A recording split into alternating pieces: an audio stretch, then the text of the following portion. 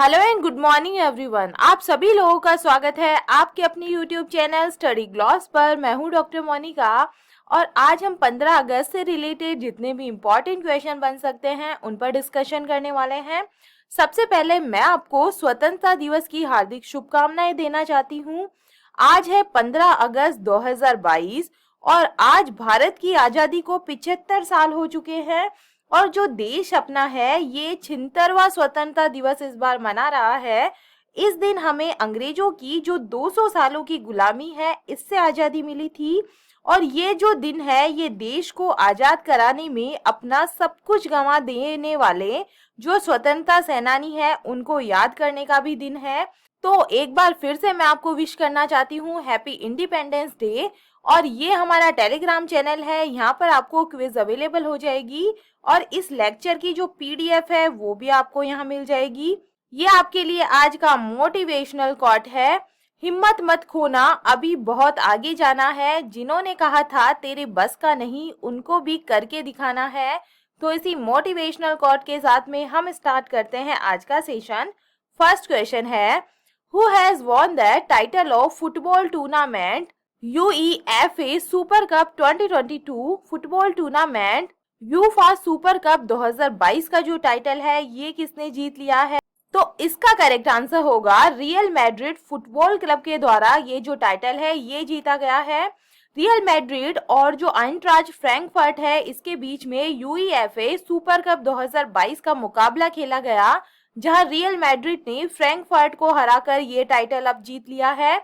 UEFA super cup दो मुख्य यूरोपीय क्लब प्रतियोगिताओं यानी UEFA चैंपियन लीग और UEFA यूरोपा लीग के विजेताओं के लिए UEFA के द्वारा आयोजित एक वार्षिक फुटबॉल मैच होता है और पिछले सीजन के चैंपियन लीग विजेता रियल मैड्रिड ने यूरोपा लीग के विजेता आइंट्राच फ्रैंकफर्ट को हराकर 5वीं बार जो ये टाइटल है ये इन्होंने जीत लिया है।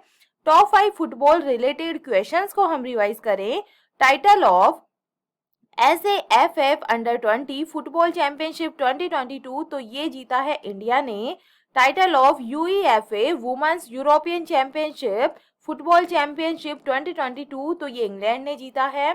फुटबॉल टूर्नामेंट इटालियन कप 2022 जो है इसका टाइटल ये इंटर मिलन फुटबॉल क्लब के द्वारा जीता गया है। Football tournament Indian super league 2021-22 जो टाइटल है ये हैदराबाद फुटबॉल क्लब ने जीता है। Football tournament FIFA club world cup 2021 जो टाइटल है ये चेल्सी इंग्लिश क्लब के द्वारा जीता गया है। सेकंड नंबर क्वेश्चन है, the central government has approved a vaccine named Corbevax as a booster dose for adults, which company has manufactured this vaccine? कि सरकार ने वयस्कों के लिए कॉर्बेवैक्स नामक वैक्सीन को बूस्टर खुराक के रूप में मंजूरी दे दी है और इस वैक्सीन का जो निर्माण है ये किस कंपनी ने किया है? तो ये जो वैक्सीन है ये बायोलॉजिकल ई लिमिटेड हैदराबाद के द्वारा बनाई गई है। ए इसका करेक्ट आंसर होगा।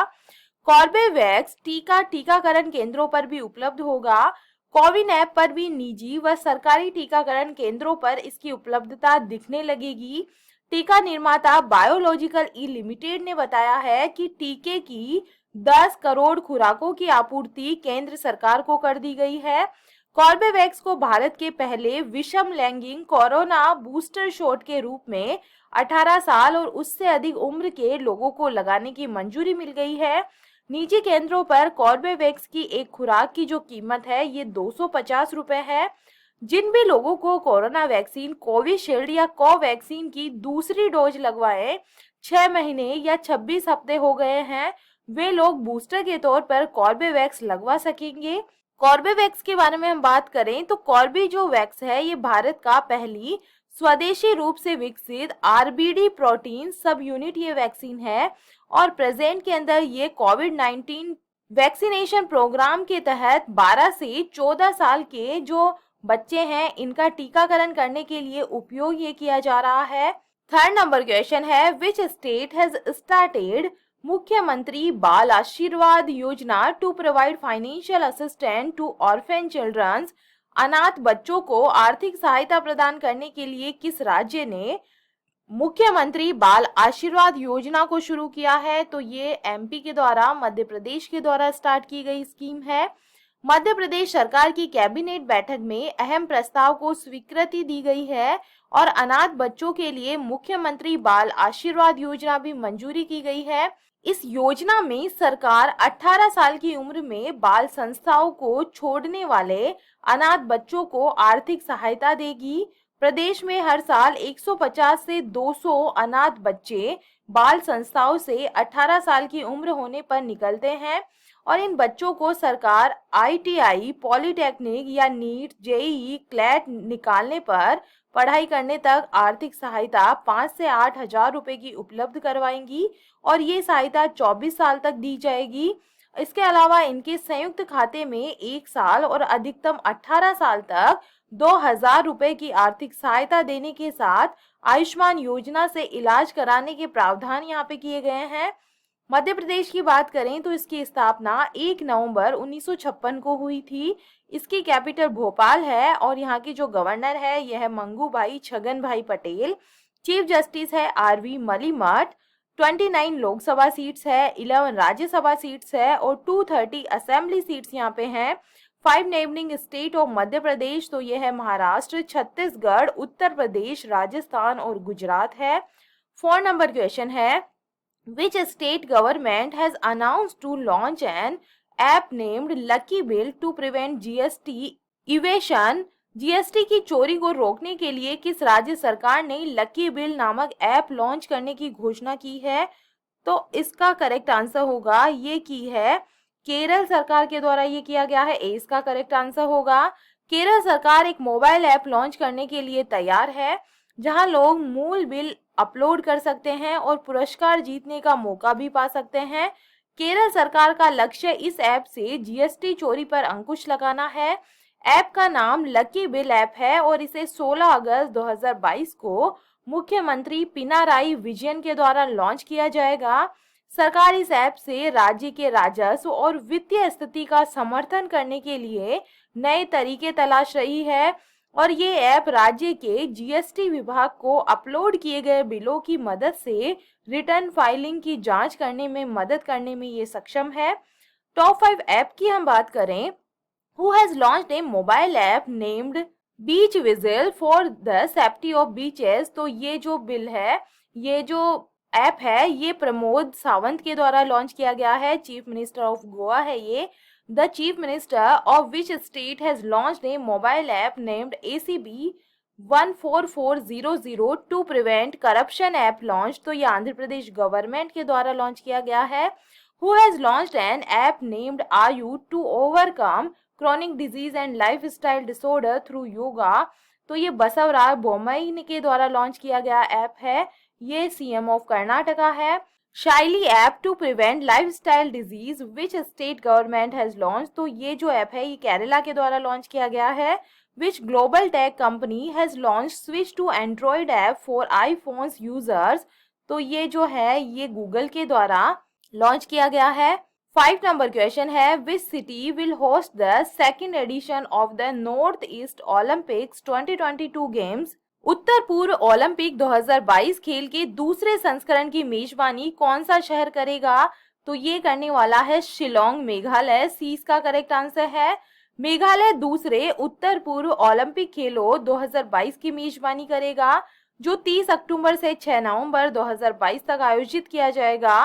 पहला जो संस्करण है ये 2018 में मणिपुर में केवल 12 विषयों के साथ आयोजित किया गया था और कुल 18 विषयों को अंतिम रूप दिया गया है।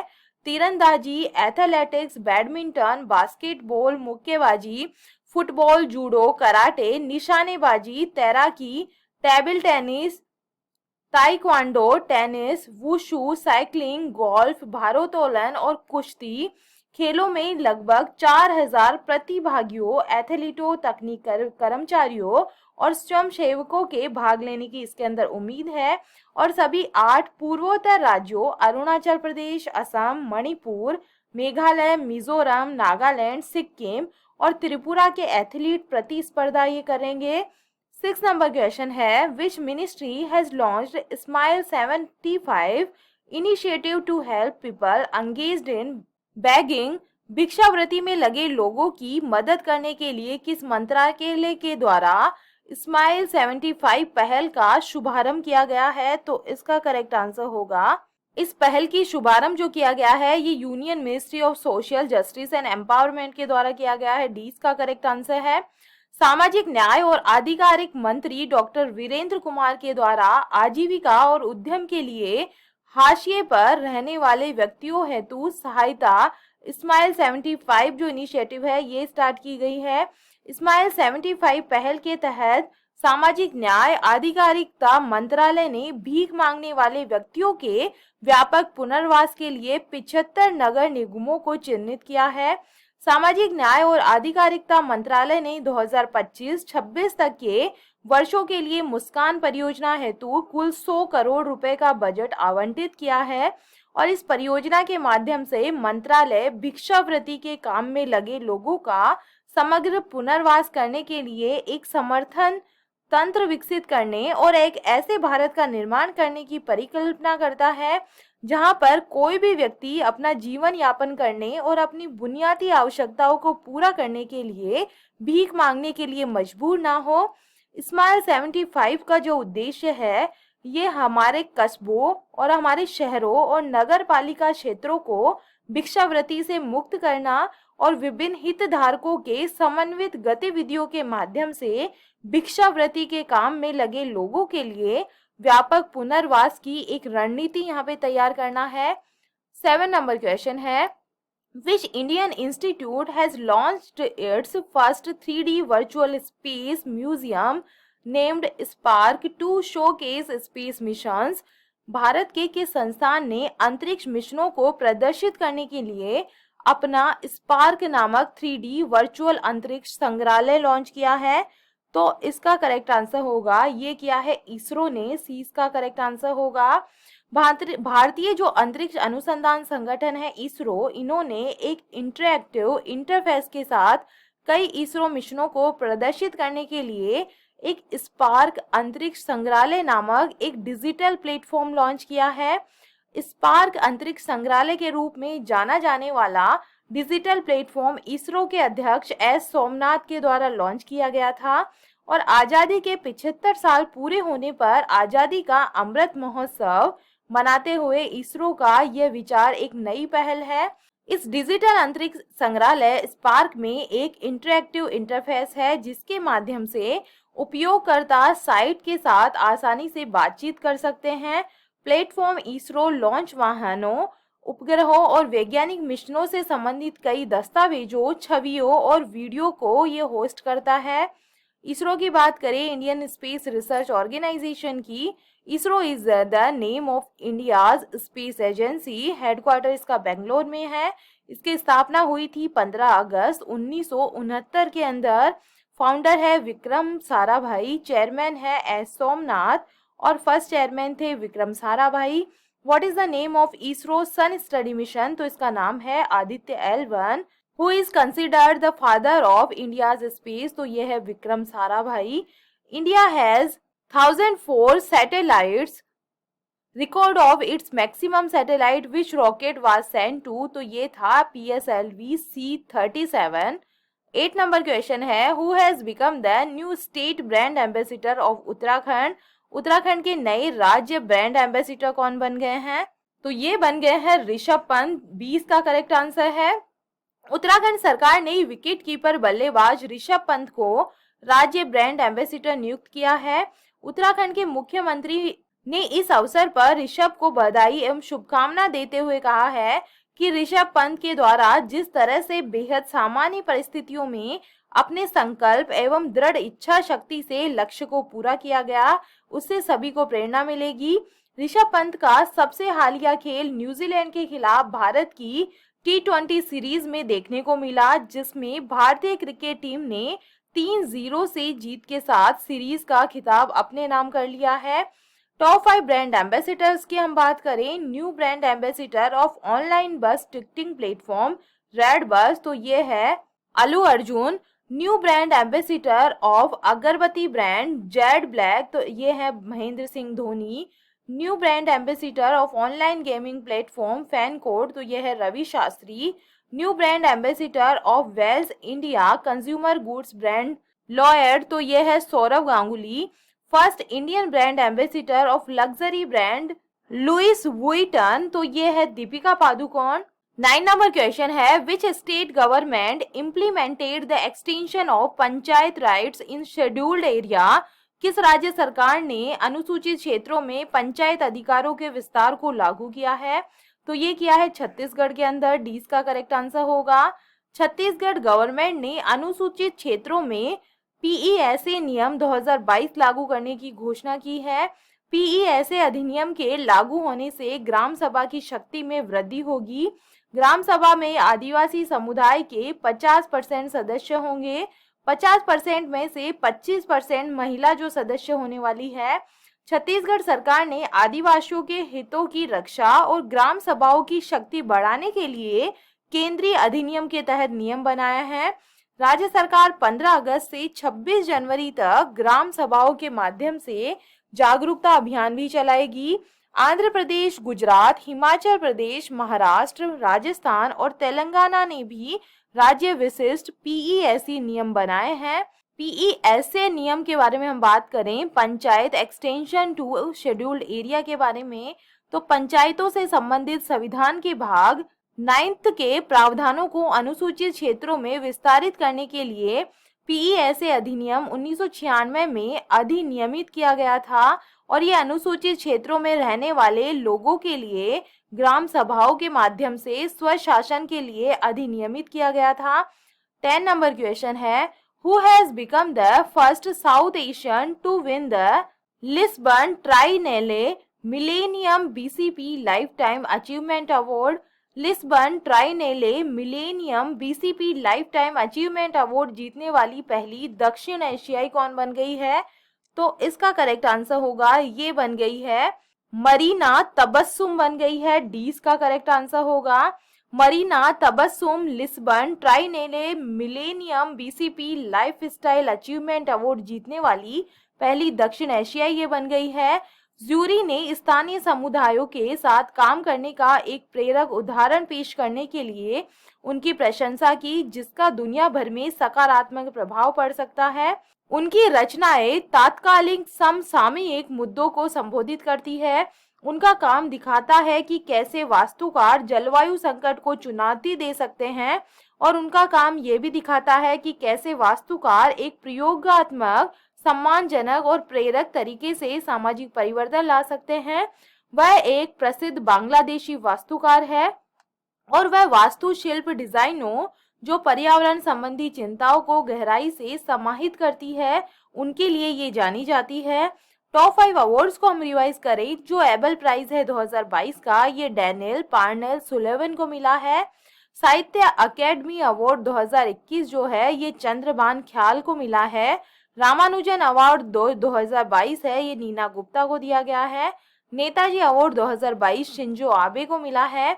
जेनेसिस प्राइज 2022 जो है ये अल्बर्ट वोला को दिया गया है। चलिए कल के जो एमसीक्यू है उन्हें हम जल्दी से रिवाइज कर लेते हैं।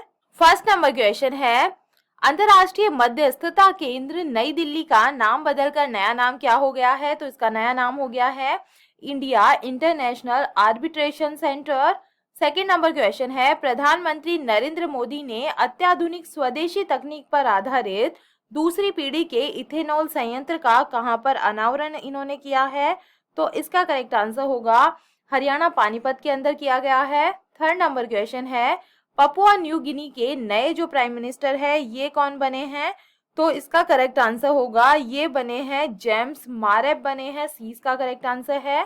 4 नंबर क्वेश्चन है, स्थानीय लोगों की सुरक्षा के लिए किस राज्य सरकार ने राष्ट्रीय नागरिक रजिस्टर को लागू करने और एक राज्य जनसंख्या आयोग स्थापित करने की घोषणा की है? तो इसका करेक्ट आंसर है मणिपुर गवर्नमेंट के द्वारा ये की गई है। 5 नंबर क्वेश्चन है, प्रयोगशाला में हीरे विकसित करने वाले निर्माताओं को औपचारिक वित्त देने वाला भारत का जो पहला बैंक है ये कौन सा बन गया है? तो इसका करेक्ट आंसर होगा ये बन गया है SBI bank, State Bank of India. A इसका करेक्ट आंसर होगा। 6 नंबर क्वेश्चन है, उपग्रह प्रणालियों और उनकी परिचालन क्षमता का परीक्षण करने के लिए किस भारतीय सुरक्षा बल ने एक्स स्काईलाइट नामक अखिल भारतीय उपग्रह संचार अभ्यास किया है? तो इसका करेक्ट आंसर होगा, ये इंडियन आर्मी के द्वारा किया गया है। 20 का करेक्ट आंसर है। 7 नंबर क्वेश्चन है, लोक कलाओं और स्थानीय व्यंजनों को प्रमोट करने के लिए किस राज्य ने रेडियो जयघोष नामक सामुदायिक रेडियो चैनल का शुभारंभ किया है? तो इसका करेक्ट आंसर है उत्तर प्रदेश गवर्नमेंट के द्वारा ये किया गया है। 8 नंबर क्वेश्चन है, कैबिनेट ने भारत और किस देश के बीच ऑडियो विजुअल सह प्रोडक्शन संधि को मंजूरी दी है? इसका करेक्ट आंसर होगा, ये भारत और ऑस्ट्रेलिया के बीच में है। इसका करेक्ट आंसर होगा। 9 नंबर क्वेश्चन है, किस केंद्रीय मंत्री ने पशुओं को लंपी स्किन रोग से बचाने के लिए स्वदेशी वैक्सीन लंपी प्रोवैक को लॉन्च किया है? तो इसका करेक्ट आंसर होगा, जो हमारे कृषि और जो किसान कल्याण मंत्री है नरेंद्र सिंह तोमर, इन्होंने इसको लॉन्च किया है। 10 नंबर क्वेश्चन है, किस संस्थान ने अंतरिक्ष में योग करने के लिए एक एंटी ग्रेविटी बॉडी सूट विकसित किया है? तो इसका करेक्ट आंसर होगा, ये किया है all India institute of medical sciences के द्वारा। 20 का करेक्ट आंसर होगा। और ये था 13 अगस्त का स्टडी ग्लॉस क्वेश्चन। भारत के 49वें मुख्य न्यायाधीश कौन बनेंगे? तो इसका करेक्ट आंसर होगा, ये बनने वाले हैं उदय उमेश ललित। इसका करेक्ट आंसर है। और यह है आप लोगों के लिए आज का स्टडी ग्लॉस क्वेश्चन। संस्कृत भाषा को बढ़ावा देने के लिए प्रत्येक जिले में एक संस्कृत ग्राम विकसित करने वाला भारत का जो पहला राज्य है, ये कौन सा बनेगा? तो इसका आंसर आप मुझे कमेंट सेक्शन में दीजिएगा। ये हमारा टेलीग्राम चैनल है, यहाँ पर आपको सारे क्वेश्चन क्विज के फॉर्मेट में अवेलेबल हो जाएंगे। आई होप आपको सेशन पसंद आ रहे होंगे। अगर पसंद आ रहे हैं तो इसे लाइक कीजिए, अपने दोस्तों के साथ में शेयर कीजिएगा। तो चलिए मिलते हैं हम एक नए सेशन के साथ में। Thank you.